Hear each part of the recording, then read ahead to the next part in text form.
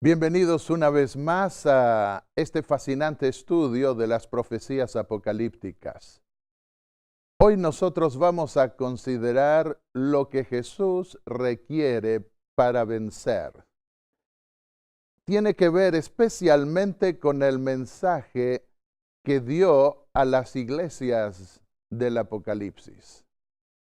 Y al considerar esas profecías, nosotros conoceremos un poco más qué es lo que el Hijo de Dios requiere para que nosotros triunfemos en la gran lucha de la vida. En la primera visión que tuvo el apóstol Juan, nosotros vemos que vio a Jesús en el lugar santo del templo celestial. ¿Cómo sé que se dio en el lugar santo? Porque estaba en medio de 7 candelabros y los candelabros estaban en el primer departamento del santuario terrenal que representaba al santuario celestial. Y Juan está viviendo al fin del primer siglo, de manera que vio a Jesús oficiando como sumo sacerdote en el lugar santo del templo celestial. Dijo el apóstol Juan, Apocalipsis 1:10, fui en el Espíritu en un día del Señor. Cuando pensamos en el día del Señor, algunos lo interpretan a la luz de algunos cambios que se dieron posteriormente en la historia. Pero en los días de Jesús, en los días del apóstol Juan, el Espíritu, el día del Señor, tenía que ver especialmente con el sábado. En Marcos 2:28 Jesús dijo, el Hijo del Hombre es Señor del sábado. Es decir, del séptimo día de la semana.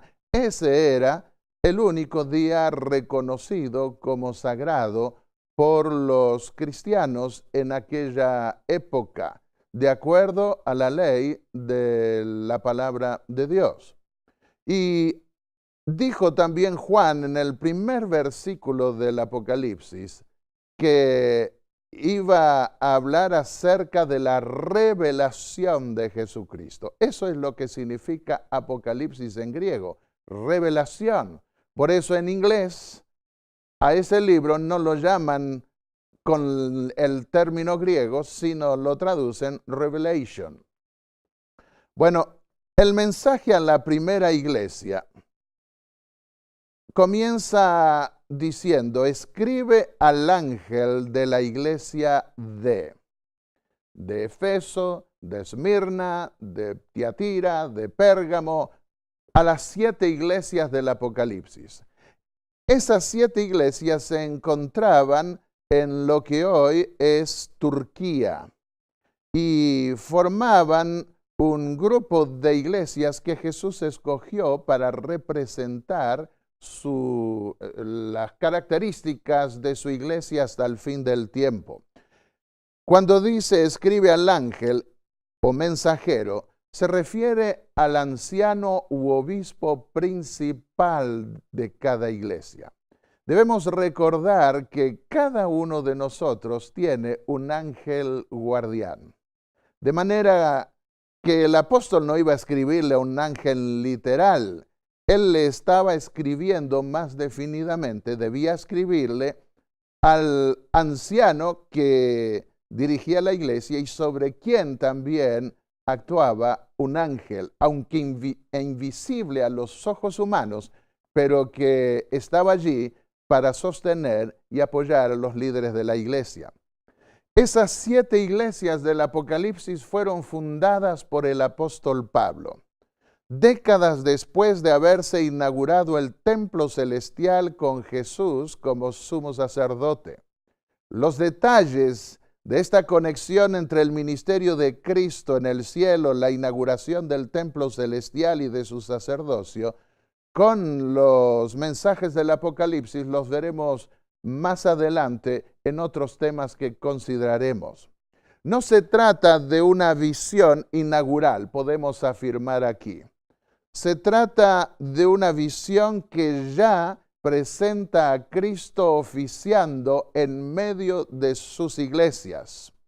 Y aunque el Apocalipsis habla de 7 iglesias, aquí en esta lámina pareciera que hubiera simplemente 4. Y un día cuando estaba con mi hijo que encontró esta lámina, le dije, no me sirve. ¿Por qué? Él me preguntó. Porque tiene 7 candelabros y tiene 4 candelabros y son 7. Me dijo, no, papi, son 7.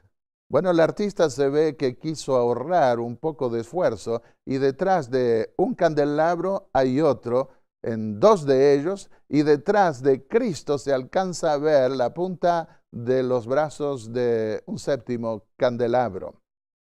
Jesús se revela aquí en su continuo ministerio sacerdotal en el lugar santo del templo celestial. Y allí se lo ve velando para que la fe de su iglesia no se pierda a más de 60 años de haberse sentado a la diestra de Dios. Como doctor del alma aparece dando las recetas que necesitan sus iglesias para vencer. ¿Quieres vencer, querido amigo? Pues bien, presta atención a estos mensajes del Apocalipsis.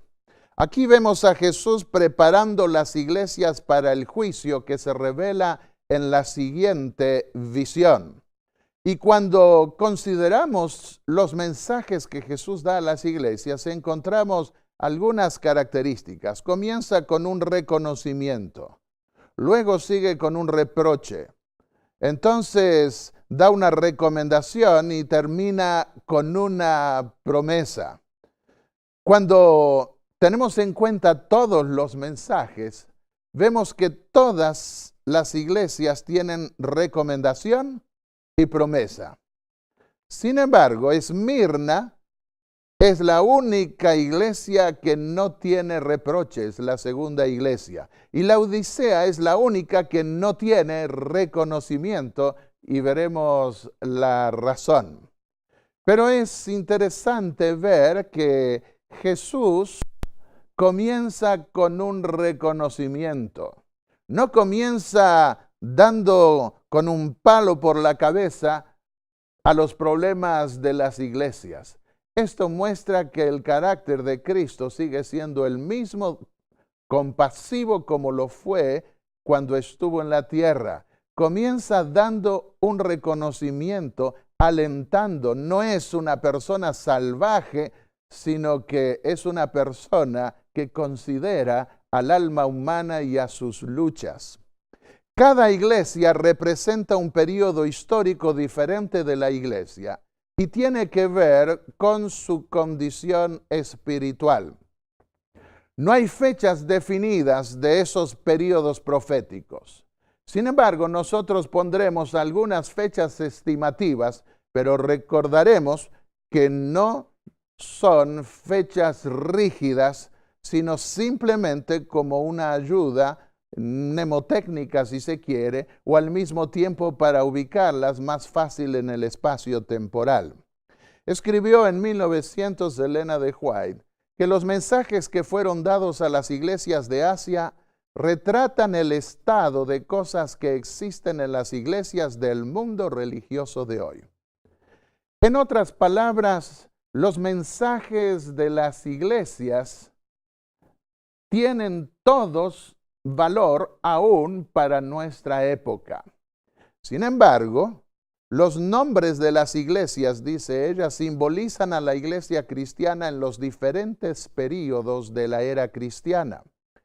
El número de las iglesias, 7, indica plenitud y simboliza el hecho de que los mensajes se extienden hasta el final del tiempo y están en vigor hoy.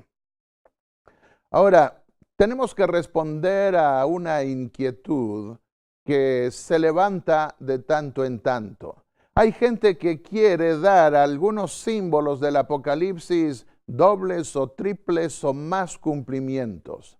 Las profecías apocalípticas no tienen doble cumplimiento. No son profecías condicionales que dependen de la aceptación o no aceptación de la gente de esos mensajes, sino que son profecías que tienen un solo cumplimiento.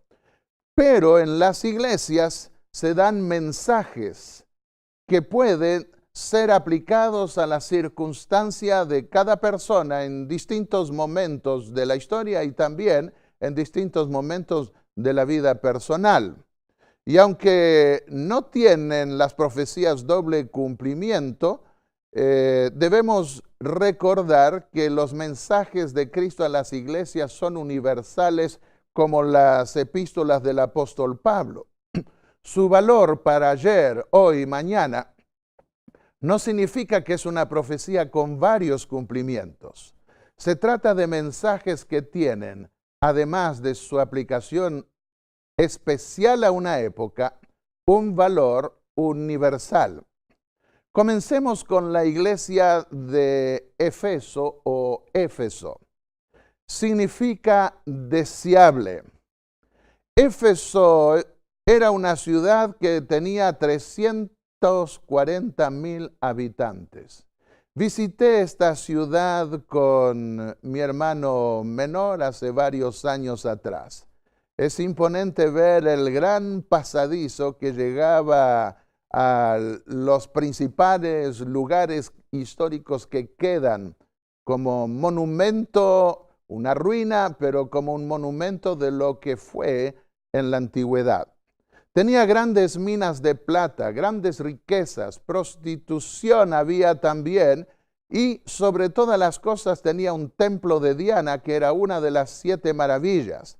Diana, o Artemisa en griego, era diosa de la luna y de la caza. Era equivalente a Cera o Astarte de los fenicios, y era la diosa de la fertilidad. Ustedes pueden ver en esta lámina la cantidad de senos que tenía. Y de esa forma se representaba su característica de fertilidad. Templo de Artemisa, el templo de Artemisa o Diana según los romanos, era un templo extraordinario que llamaba la atención del mundo antiguo. Pero ¿qué es lo que queda hoy? Esta es la foto que saqué de las ruinas de ese templo. Esas ruinas muestran que la pompa y la gloria, aún de los grandes templos de la antigüedad, que eran parte de un sistema de adoración falsa, terminan en el fracaso, en la ruina. Bueno, al tratar de ubicar la época profética, apocalíptica, descripta en la primera visión del apóstol Juan, no es difícil encontrar la ubicación porque es la primera, es la época de la iglesia expansiva en la que el evangelio alcanza prácticamente todos los rincones del mundo conocido de aquellos días. Es una iglesia pura. Salió así de las manos del Creador, del Redentor. Así que podemos ubicarla en el año 31 después de Cristo, después de la crucifixión de Jesús y ascensión al cielo, y hasta la muerte de Juan en torno al año 100 después de Cristo. Es fácil ubicar ese periodo en los mensajes que allí se dan. Comencemos con el reconocimiento. Jesús dice a la iglesia de Éfeso, conozco tus obras. Recordemos que Jesús conoce nuestras obras. Nosotros no estamos perdidos en un mundo infinito, sino que hay alguien que nos mira y no pierde de vista lo que hacemos. Conozco tus obras, tu trabajo, tu paciencia, y que no puedes tolerar a los malos. Probaste a los que dicen ser apóstoles y no lo son, y los hallaste mentirosos. Has perseverado y soportado pruebas por mi nombre, y no has desfallecido. En el primer siglo de la era cristiana aparecieron muchas cartas apócrifas, como se las conoce hoy, que pretendían haber sido escritas por Pablo o por Pedro o por otras personas y eran falsos. Por eso dice, probaste a los que dicen ser apóstoles y no lo son, y los hallaste mentirosos. Y has perseverado y soportado pruebas por mi nombre, pero tengo contra ti que has dejado tu primer amor. Tenemos que cuidar en nuestra experiencia cristiana en los debates o confrontaciones que se puedan tener con introducciones de herejías o de enfoques que se apartan del Evangelio. Tenemos que cuidar de no perder la comunión, el romance, si así se quiere, espiritual con el Hijo de Dios. Tengo contra ti, dice, que has perdido, has dejado tu primer amor. Y para vencer le exhorta a recordar de dónde ha caído. Arrepiéntete y vuelve a las primeras obras. Años atrás, cuando era joven, y en esa edad en que uno se está afirmando en la fe, tenía tal vez 18 años, y pasa por momentos especiales. Pensé que Dios no me quería porque no estaba respondiéndome a una oración en específico. Y salí con un amigo y comencé a contarle las cosas que Dios había hecho conmigo en el colportaje mientras vendía libros de la iglesia. Y cuando terminé de contar eso, quedé sorprendido, pero si Dios hizo tantas cosas por mí. Y eso me reanimó en la fe. Yo quiero exhortarles que no pierdan de vista las maravillas que Dios hace en nuestra vida. A Dios le agrada que evoquemos nuestra historia pasada en el conocimiento de las verdades divinas, con motivo para darnos todavía mayores bendiciones, porque aún los padres terrenales pueden desanimarse si los hijos son desagradecidos y pasan por alto las cosas buenas que buscan hacer por ellos. La promesa que da esta iglesia, al que venza le daré a comer del árbol de la vida que está en el paraíso de Dios. Al que venza, no todos vencerán, eso es triste, pero todos pueden vencer si lo quieren. Y al que venza, la salvación es individual, se puede ver aquí, va a poder comer del árbol de la vida que perpetuará la vida por la eternidad. Pasemos a la segunda iglesia, la iglesia de Esmirna. Significa mirra aromática. Estaba Esmirna a 35 millas al norte de Éfeso. Tenía Éfeso 250,000 habitantes, era la principal ciudad del Asia. Esmirna no, pero estaba cerca de Éfeso, que era la principal ciudad del Asia. Había una goma aromática para embalsamar a muertos y de allí toma su nombre mirra aromática. Pero ¿qué queda de Esmirna hoy? Apenas unas columnas. En esta lámina ustedes pueden ver detrás que hay casas, pero esas son casas hechas en esta generación. Este período está caracterizado por las cruentas persecuciones a las que fueron sometidos los cristianos en la perspectiva apocalíptica. Dijo Jesús a esta iglesia, Apocalipsis 2:10, tendréis tribulación por 10 días. Sé fiel hasta la muerte y yo te daré la corona de la vida. Prestemos atención que Jesús no le dice a esta iglesia, no te preocupes, no te va a pasar nada. Vas a tener tribulación, pero no te va a pasar nada. No, eso Jesús no dice. Lo que sí le dice es que se mantenga fiel, aún si debe dar su vida, porque recibirá la corona de la vida eterna. Hubo 10 grandes persecuciones que se destacaron en la primera etapa del cristianismo. La primera en el año 64 por Nerón, en el 95 por Domiciano. Bueno, no voy a dar todas las fechas, pero van desde el año 64 hasta el 303, con Trajano, Marco Aurelio, Septimio Severo, Maximiano, Decio, Valeriano, Aureliano, Diocleciano. 10 grandes persecuciones, 10 días simbólicos de persecución podría hablarse. Otros ven en la expresión días símbolo de un año como en otras profecías. Y prestan atención al hecho de que bajo el gobierno de Diocleciano se produjo la más feroz de las persecuciones contra los cristianos desde el año 303 hasta el 313, 10 años en específico. Y aunque Diocleciano murió en el año 305, las persecuciones continuaron hasta que se firmó el Edicto de Tolerancia de Milán entre Constantino y Licinio. Esta es una iglesia perseguida. Podemos ubicarla desde la muerte de Juan en el año 100 hasta el Edicto de Milán en el año 313, cuando se declaró libertad de conciencia. Esta es la única iglesia que no recibe reproche. ¿Por qué no recibe reproche?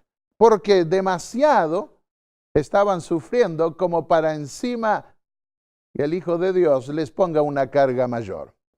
Pero los anima a vencer. No tengas temor de lo que vas a padecer. Sé fiel hasta la muerte y yo te daré la corona de la vida. ¿Era perfecta esta iglesia? No, no hay ninguna iglesia perfecta en el sentido de que haya llegado a la perfección absoluta, porque si no tendría ya toda la iglesia que estar en el cielo. Pero Jesús tiene en cuenta las cargas de cada uno y no les pone más cargas de las que pueden llevar. La promesa es, el que venza no recibirá daño de la segunda muerte. La primera muerte que vivimos hoy tendrá resurrección para vida eterna. La segunda muerte tendrá resurrección para ser destruidos eternamente y para siempre. Veamos la tercera iglesia. La iglesia de Pérgamo. Pérgamo significa ciudadela. Había un gran anfiteatro y arriba, como se puede ver en esta lámina, había lo que fue una gran biblioteca. Estuvimos parados desde ese lugar alto. Qué espectáculo que era, junto con mi hermano, cuando visitamos también la antigua ciudad de Pérgamo. Fue la capital de Asia por 400 años. Tuvieron una biblioteca de 200,000 libros. Compitió esta biblioteca con la biblioteca de Alejandría al sur, en otras palabras, en Egipto. Y como antes se escribían en papiros, los alejandrinos decidieron en el delta del Nilo boicotear la venta de papiros para que Pérgamo con su biblioteca no superase a la biblioteca de Alejandría. Y tuvieron que inventar un nuevo sistema de escritura que pasó a llamarse pergaminos. Viene de Pérgamo, con cueros.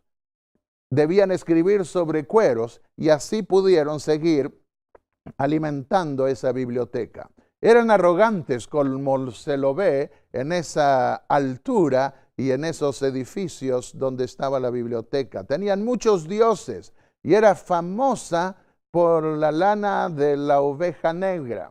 Estando allí arriba pude ver de repente que venían con sus campanitas muchos cabritos y ovejas también, algunos de oveja negra aún todavía.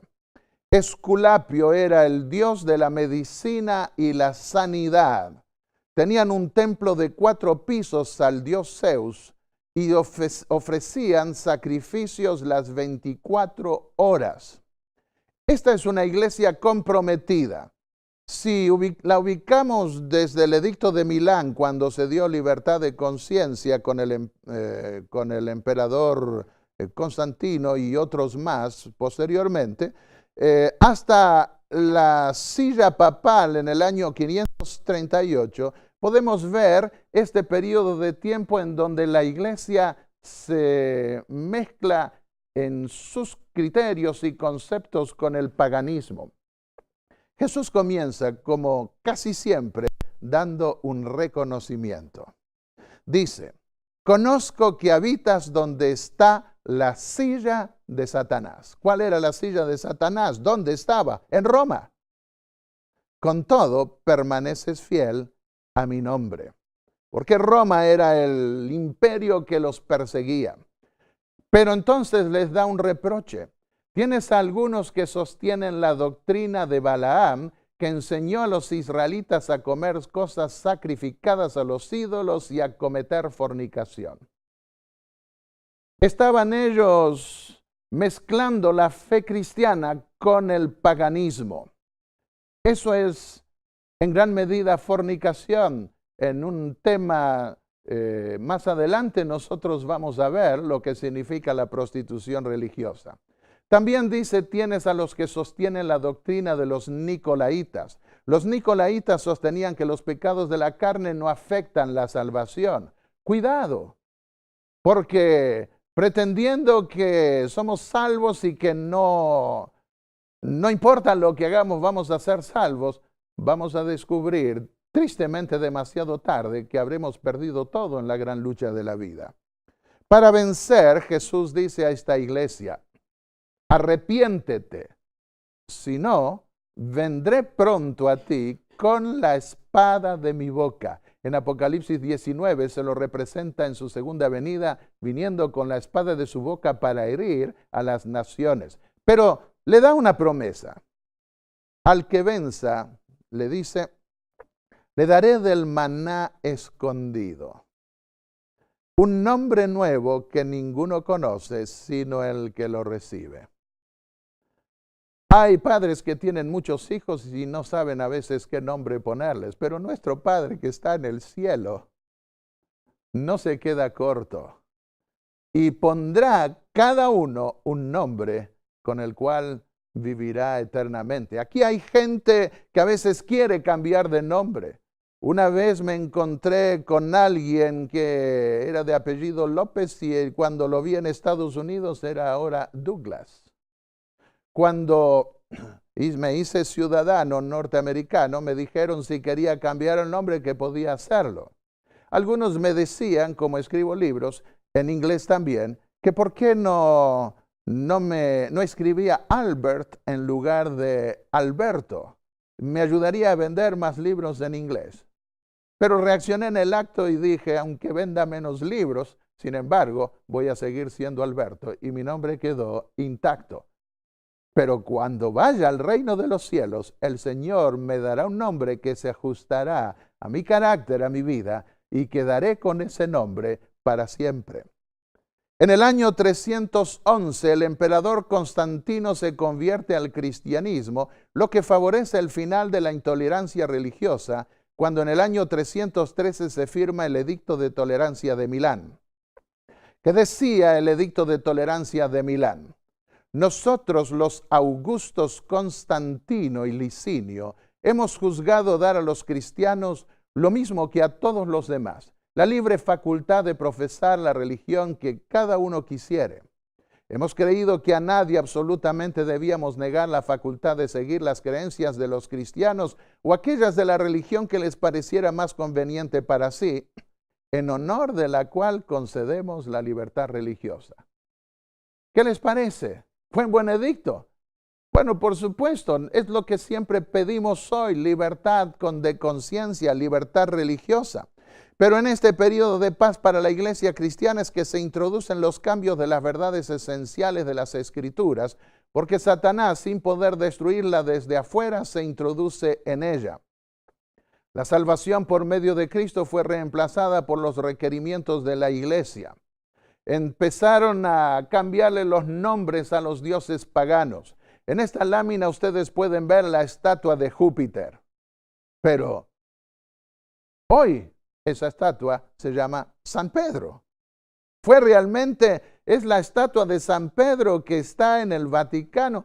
¿Es realmente una estatua hecha para San Pedro? No, esa fue la estatua de Júpiter renombrada San Pedro. Y aquí podemos ver en la lámina, en la Basílica de San Pedro, cómo los pies de esa estatua metálica, los dedos desaparecieron de tantos besos que recibió esa estatua a lo largo de los siglos. Pero esa estatua simbolizaba al dios Júpiter. Le cambiaron al nombre de Pedro.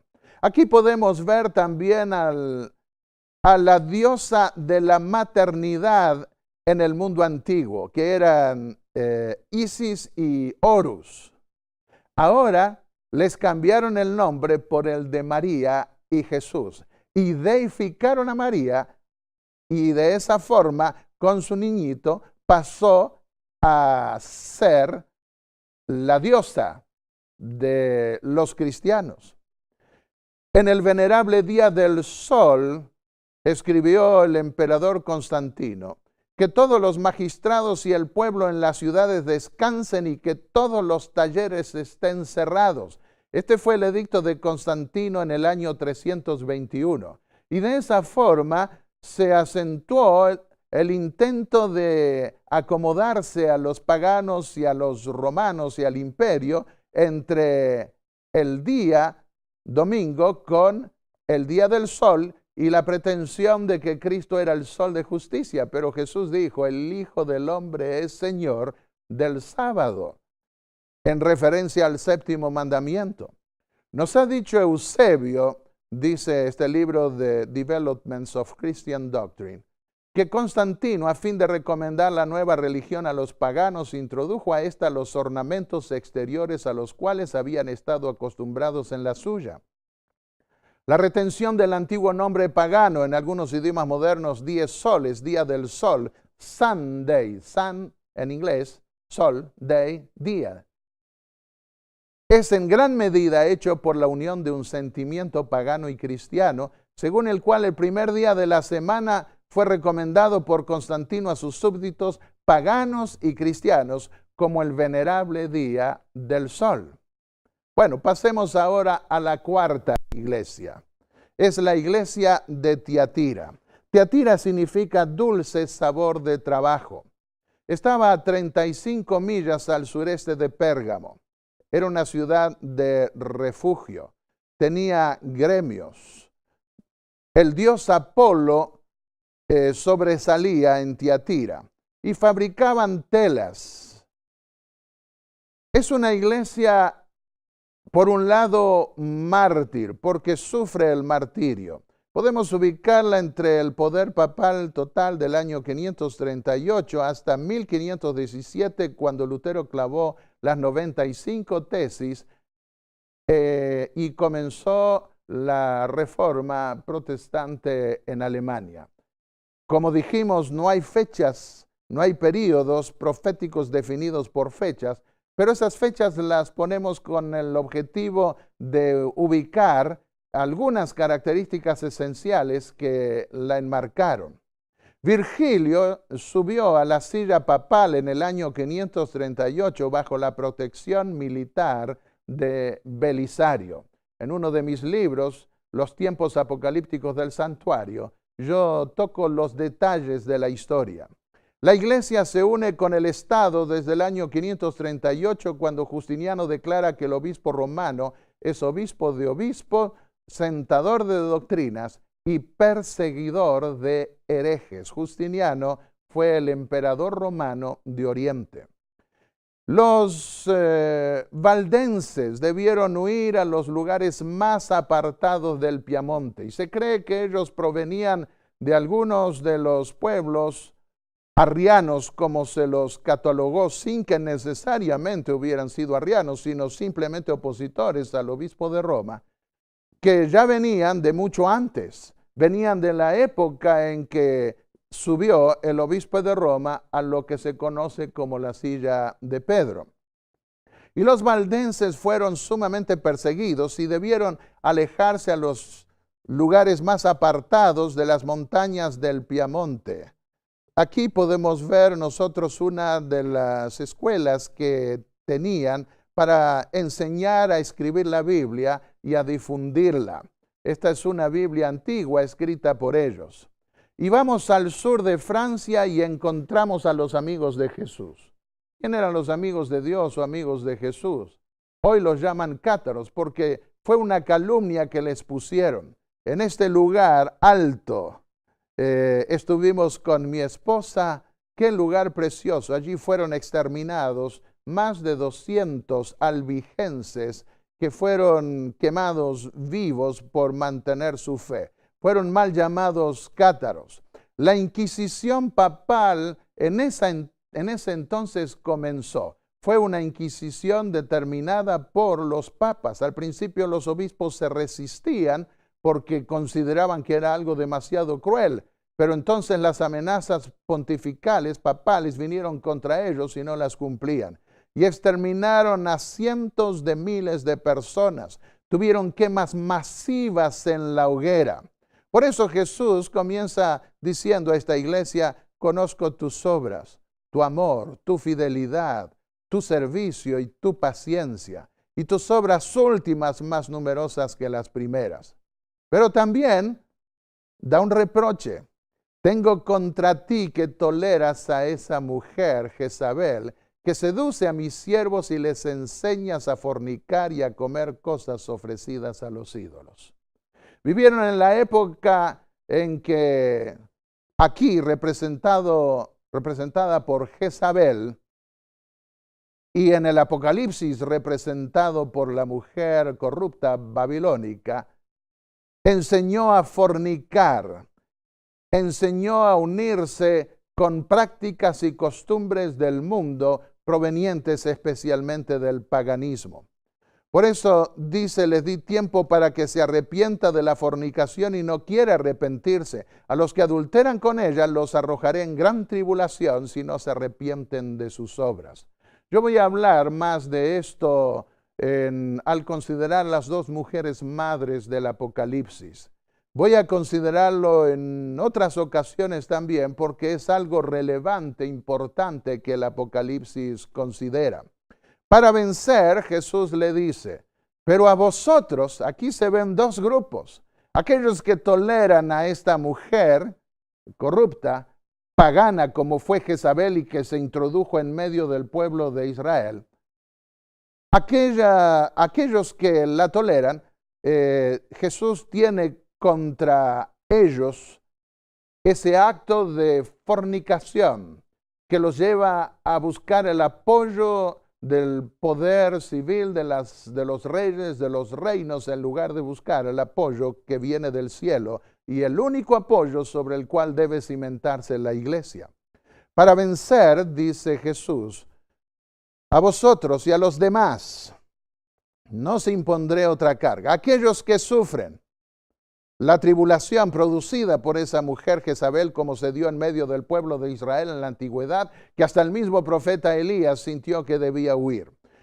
No les impondré otra carga, pero la que tenéis, retenedla hasta que yo venga. Querido amigo que me escuchas, debes saber que si el Señor ha permitido que lleves una carga, debes recibir fortaleza de Él, y puedes recibirla, y retener esa carga hasta la venida del Señor. No sucumbir, no ceder, no rendirse, porque todos podemos triunfar. La promesa: al que venza y guarde mis obras hasta el fin, le daré autoridad sobre las naciones y le daré también la estrella de las naciones, de la mañana. La estrella de la mañana aparece más tarde en el Apocalipsis, es Cristo. Pero dice: le daré autoridad sobre las naciones. Las naciones las condenaron, murieron quemados vivos en la hoguera. Pero ahora ellas van a juzgarlas, aquellos que los condenaron. En Apocalipsis 17 vemos que Jezabel es símbolo de la iglesia ramera, que es Roma, si comparamos con este mensaje a la iglesia de Tiatira. Y en Apocalipsis 17 dice: en su mano tenía una copa de oro llena de abominaciones y de las impurezas de su fornicación. Esto se ha atribuido en especial a la misa, que pretende reproducir la vida de Dios. Que un ser humano reproduzca la vida de Dios, en el caso del Hijo de Dios, simplemente por la intervención de un sacerdote. Pero aquí no vamos a hablar de esos detalles. Veamos la quinta iglesia, la iglesia de Sardis. Sardis significa los que escapan o salen. Tenían un culto a Cibeles, era madre de los dioses. Tenían carreras de obstáculos que terminaban en orgías. Algunos han identificado este periodo en la Iglesia reformada desde el año 1517. Desde que Lutero clavó las 95 tesis, hasta el Papa Pío VI, que fue preso por Berthier en el año 1798. Lutero introdujo, como es reconocido universalmente, los tiempos modernos con su reclamo de libertad de conciencia. En este periodo se acuña el término protestante cuando los príncipes firman un documento en el que protestan reclamando una libertad religiosa para todos. ¿Cómo que un monje se atreva a reclamar libertad de conciencia, poner su conciencia individual por encima de la conciencia de las naciones y de la iglesia? Eso era insólito. Este es el monasterio donde Lutero se convirtió. Esta foto la saqué estando allí justo unos días antes que el Papa Benedicto XVI viniera y se reuniera con 24 teólogos, 12 en esta misma sala, 12 luteranos y 12 católicos. Esa lucha por la libertad de conciencia, esa lucha por exaltar la Biblia, hoy está siendo puesta a un lado y están logrando una unión. Lutero reaccionó con la declaración del apóstol Pablo tomada del Antiguo Testamento: el justo vivirá por la fe. Y declaró que no podía sujetar la conciencia a los concilios, sino solo a la Biblia, a la palabra de Dios. Estuve en la iglesia de Wittenberg y allí se pueden ver las lápidas de las tumbas de Lutero y Melanchthon, el que más colaboró con él. Comienza con un reconocimiento. Tienes unas pocas personas en Sardis, dice Jesús, que no han manchado su ropa y andarán conmigo vestidas de blanco porque son dignas. Qué triste que sean solo pocas personas que no hayan manchado sus ropas. El reproche: tienes nombre que vives, pero estás muerto. Para vencer, le dice, sé vigilante y reanima lo que queda y está por morir, porque no hallé tus obras perfectas ante Dios. Acuérdate de lo que has recibido y oído, guárdalo y arrepiéntete. Aquí se destaca el problema de la iglesia protestante de la Reforma.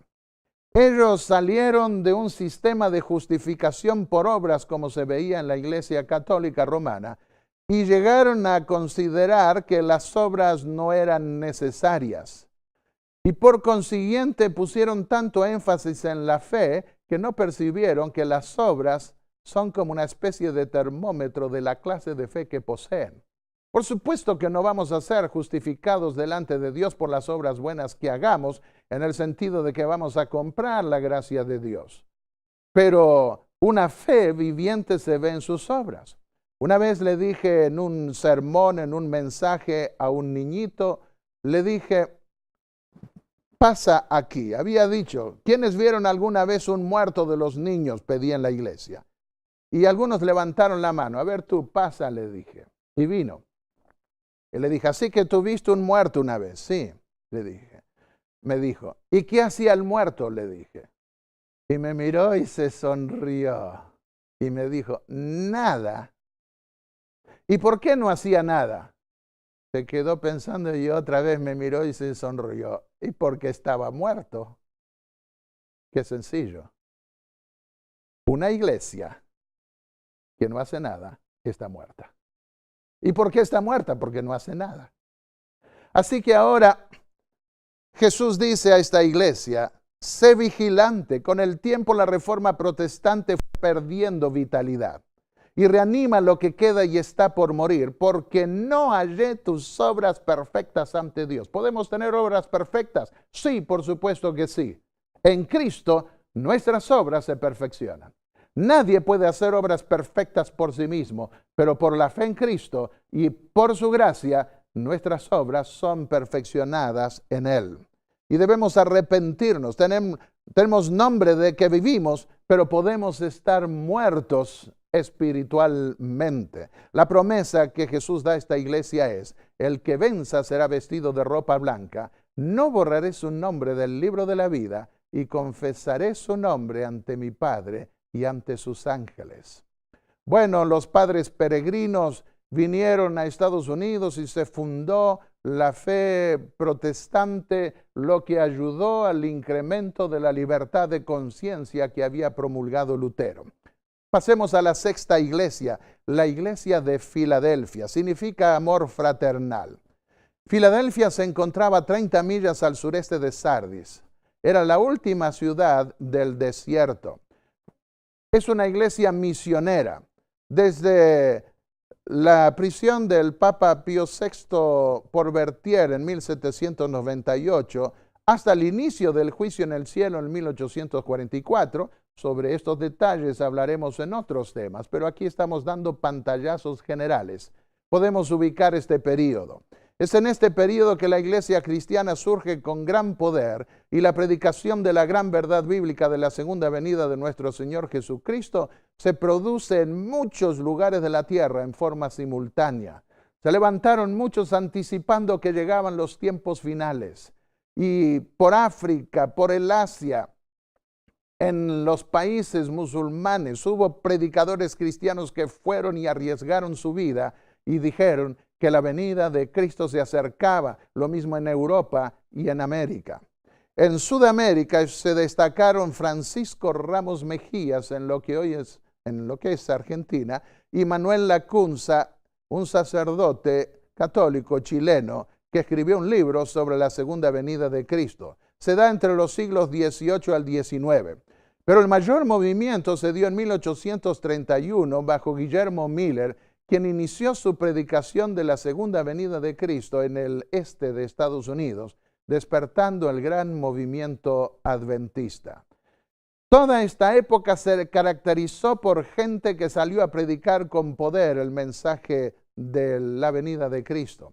Esta es la segunda iglesia a la que Jesús no reprocha nada. Le da un reconocimiento. Comienza así. Esto dice el que tiene la llave de David. He abierto ante ti una puerta que nadie puede cerrar, porque aunque tienes poca fuerza, has guardado mi palabra y no has negado mi nombre. Para vencer, le dice, yo vengo pronto. Retén lo que tienes para que ninguno tome tu corona. Se enfatiza la cercanía de la segunda venida de Cristo. Y también se habla de una puerta que nadie puede cerrar. No es la puerta del corazón porque cada cual puede cerrar esa puerta, sino que es una puerta en el templo celestial que comunica el lugar santísimo de ese templo donde se consuma el juicio final de Dios sobre la humanidad. La promesa que que Jesús da a esta iglesia es: al que venza lo haré columna en el templo de mi Dios y nunca más saldrá fuera. Ellos pasaron por un chasco porque creyeron que Jesús vendría en sus días en un momento específico. Pero fueron expulsados también por esa fe de sus iglesias. Pero Jesús dice que los va a fortalecer, los va a poner como una columna en el templo celestial, de tal manera que nadie los podrá expulsar. Escribiré sobre él el nombre de mi Dios, el nombre de la ciudad de mi Dios, la nueva Jerusalén que desciende del cielo, enviada por mi Dios, y mi nuevo nombre. Hay una ciudad que es nuestra madre y está en el cielo. Antiguamente no había apellidos, los hombres se llamaban por el nombre de una ciudad. José de Arimatea, Jesús de Nazaret, porque se educó allí. Pablo de Tarso, Saulo de Tarso, etc. Pero ahora, ¿cuál sería la ciudad con la que nos identificaríamos? ¿Sería Buenos Aires, Santiago, Lima y tantas ciudades que podríamos repetir, o Nueva York? No, nosotros tenemos que vincularnos y pronto quedaremos vinculados para siempre, no solo con el nombre de Dios, sino también con el nombre de la ciudad eterna. Abro y ninguno cierra, cierra y ninguno abre. Abre la puerta a la intercesión final en el lugar santísimo de Cristo. Podemos ver que en el templo terrenal, que era símbolo del templo celestial, el lugar santo era el primer apartamento, y cuando llegaba la época final del juicio, representada por el día de la expiación al final del año litúrgico, entonces se abría la puerta al lugar santísimo, pero se cerraba antes la puerta del lugar santo para que la gloria del lugar santísimo no fuese vista por el pueblo y muchos pudiesen morir. Pasemos a la última iglesia, la séptima iglesia, la iglesia de Laodicea. ¿Qué significa Laodicea? Juicio del pueblo. Laos, pueblo, Odisea, juicio. Cerca de Éfeso y Filadelfia se encontraba esta ciudad. Era la ciudad más rica del Asia Menor. Bueno, tenían un centro de moda, vestidos hechos de una tela muy cara, de color blanco y negro. Venía un agua de unas termas que había en una ciudad cercana y llegaban tibias a la ciudad de Pérgamo. También tenían, a la ciudad de Laodicea. También tenían un colirio especial como un ungüento para curar de la vista, cuya fórmula la conservaban secretas para poder comerciar con ellas. Las aguas termales con minerales al lavar la ropa lo negro se hacía más negro y lo blanco más blanco. Era un centro médico famoso por su colirio, como mencioné, que guardaban secreta. Esta es la iglesia del fin, es la iglesia del juicio. Desde 1844, cuando se inició en el cielo el juicio previo al advenimiento de Cristo, juicio investigador como lo conocemos, hasta la venida de Cristo, podemos ubicar esta iglesia del tiempo del fin. En este periodo, la iglesia cristiana llega a su etapa final. Es la etapa previa a la venida de Jesús, en el cual se inicia la purificación del santuario celestial. Cristo comparece en el lugar santísimo para interceder ante el Padre, sigue intercediendo por su pueblo, pero al mismo tiempo lo hace en un contexto de cierre, de juicio, como estaba representado en los antiguos rituales del mundo antiguo. Allí se dio el nacimiento de la iglesia adventista. Creemos que estamos viviendo al fin, hoy ya, del tiempo del fin, porque estamos más de un siglo y medio desde aquella ocasión. Esta es la única iglesia a la que no se le elogia nada. ¿Por qué? Porque no hay peor cosa que elogiar a quien se cree mucho. Y tristemente debemos reconocer a nuestra época como la época que se considera cumbre, que está por encima de todas las épocas anteriores y que afecta también a la iglesia. Así que no se le elogia nada, pero se le da un reproche: ni eres frío ni caliente como esas aguas termales que llegaban tibias. Y estoy por consiguiente por vomitarte de mi boca, les dice Jesús. El agua tibia puede ayudar a vomitar o puede causar vómito. Y eso es lo que le repugna a Cristo de esta iglesia. Tú dices: yo soy rico, estoy enriquecido y nada necesito. Y no conoces que eres un cuitado y miserable, pobre, ciego y desnudo. Para vencer, Cristo ama a esta iglesia también. Y le dice: te aconsejo que compres de mí oro afinado en fuego, para que seas rico. El oro afinado en fuego. La persecución final va a purificar esta iglesia de toda la escoria que oculta el oro que está en su interior. Vestidos blancos para cubrir la vergüenza de tu desnudez. Los vestidos blancos se otorgan en el juicio. En Apocalipsis 6, versículo 11, dice que se les dan ropas blancas, se les asignan esas ropas blancas, y en el mensaje a una iglesia anterior se le dice que confesará su nombre delante de ellos y serán vestidos de ropas blancas. De manera que tiene que ver con la ropa que Jesús da que purifica también a través de su sangre. Bienaventurados los que lavan sus ropas en la sangre del Cordero, porque ellos recibirán el reino. Bueno, también tiene colirio para ungir los ojos, para que puedas ver. Las personas que no tienen discernimiento espiritual, y a veces puede pasarnos en nuestra vida, y a menudo ocurre, no captan su real necesidad de la justicia de Cristo. Pero ese colirio espiritual que Jesús quiere dar puede ayudarla a superar eso. Y entonces dice, sé pues, yo reprendo y disciplino a todos los que amo. Sé pues celoso y arrepiéntete. Yo estoy a la puerta y llamo. Si alguno oye mi voz y abre la puerta, entraré a su casa y cenaré con él y él conmigo. Jesús no fuerza la puerta, pero quiere tener comunión. Lo mejor que puede haber para una amistad es invitar a la otra persona a comer juntos y allí en la conversación se conocen más. Y Jesús quiere tener comunión con nosotros. Quiere que le abramos la puerta no solo de nuestra casa, sino también de nuestro corazón. Promesa.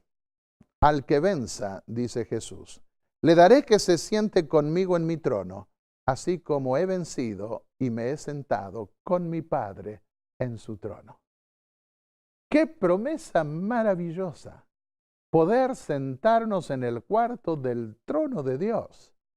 El que venza, dice Apocalipsis 21:7, tendrá esta herencia y yo seré su Dios y él será mi hijo. Querido amigo que me escuchas, Cristo viene pronto. Prepárate. Estamos viviendo en la época misma de la venida del Señor. Estamos viviendo en la época del juicio.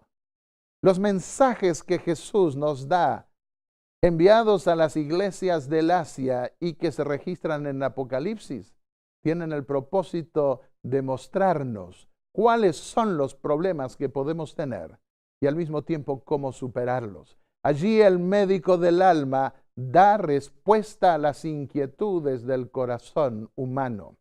Y si nosotros queremos recibir la herencia de la vida eterna, podemos estar seguros que triunfaremos si nos aferramos a las promesas divinas y cumplimos con la receta que nos da el médico del alma.